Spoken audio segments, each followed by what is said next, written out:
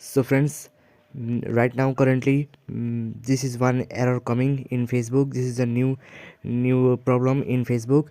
When you try to log into your Facebook ID, then it is showing unable to log in, or season expired, or an unexpected error occurred.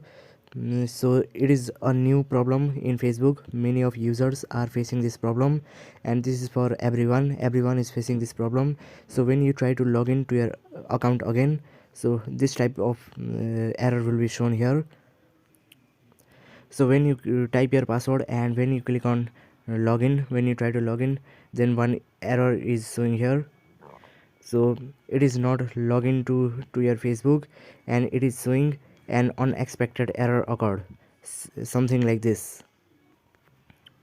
So something like this, you can see unable to log in and unexpected error occurred, please try to log in again. So this is the problem, season expired problem. This is facing everyone right now. So this is the new problem in Facebook, and it may be solved after some times. So don't be panic, and you have to wait for some time. So you have to wait until the Facebook server is again reactivate. So bye bye guys.